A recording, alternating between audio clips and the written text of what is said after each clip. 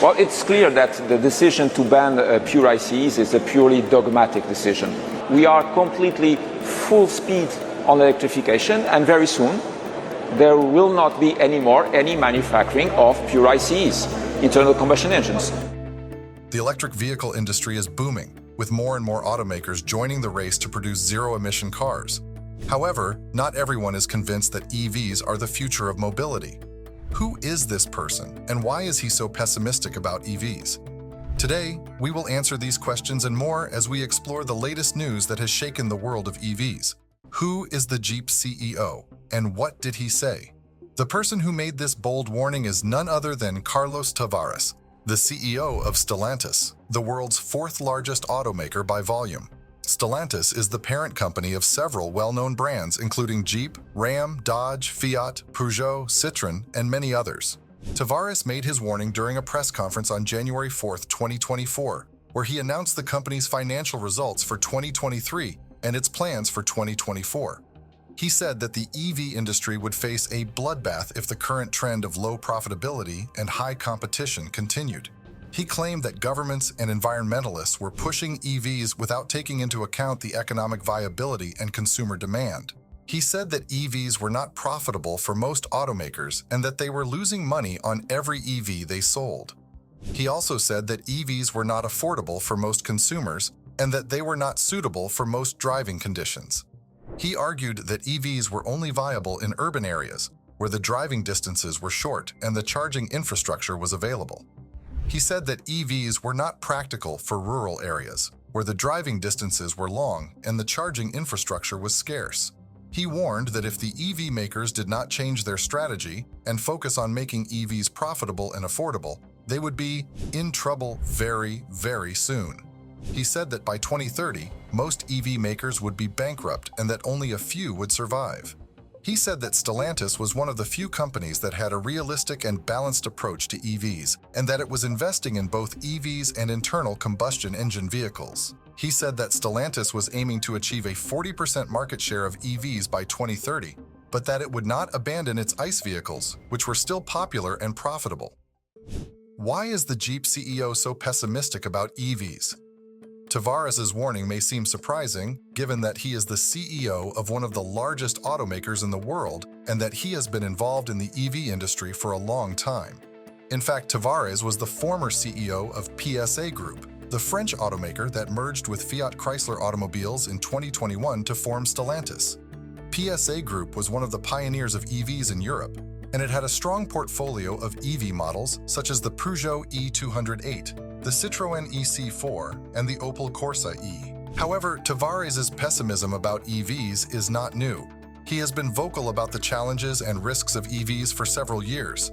In 2019, he said that EVs were a disaster for the industry and that they were not sustainable.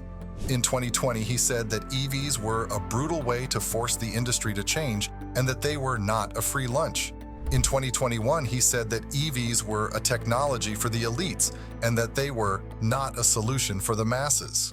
So what are the reasons for Tavares' pessimism about EVs? Tavares has repeatedly said that EVs are not profitable for most automakers and that they are losing money on every EV they sell. He has said that the cost of producing EVs is much higher than the cost of producing ICE vehicles due to the expensive components, such as the batteries, the electric motors, and the power electronics. He has also said that the price of EVs is much higher than the price of ICE vehicles due to the high taxes, the low subsidies, and the low demand. Tavares has also said that EVs are not affordable for most consumers and that they are not suitable for most driving conditions. He has said that the average price of an EV is around $40,000, which is much higher than the average price of an ICE vehicle, which is around $20,000.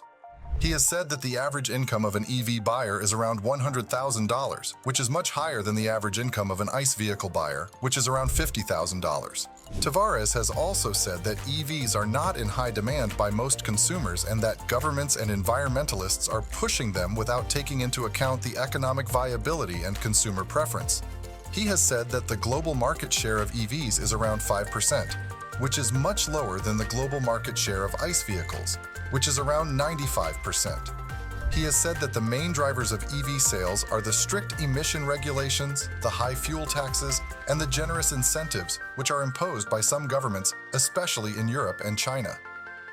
He has said that the main barriers to EV adoption are the lack of charging infrastructure, low consumer awareness, and high consumer skepticism, which are prevalent in some markets, especially in the US and India. What are the implications of the Jeep CEO's warning for the EV industry and the environment? Tavares' warning has sparked a lot of debate and controversy in the EV industry and the environmental community. Tavares' warning may have a significant impact on EV makers, especially those who are heavily invested in EVs, such as Tesla, Volkswagen, General Motors, Nissan, and Hyundai. These EV makers may face increased pressure to prove the profitability and sustainability of their EV business and to justify their high valuation and market share. They may also face increased competition from Stellantis and other automakers who are pursuing a more balanced and diversified strategy and who may offer more affordable and practical alternatives to EVs, such as hybrid vehicles, fuel cell vehicles, and biofuel vehicles. How did the EV makers and the public react to the Jeep CEO's warning? Tavares' warning has provoked a lot of reactions from the EV makers and the public, ranging from agreement to disagreement, from support to opposition, and admiration to ridicule. Here are some of the most notable reactions. Volkswagen, the world's second-largest EV maker, has agreed with Tavares' warning, but only partially.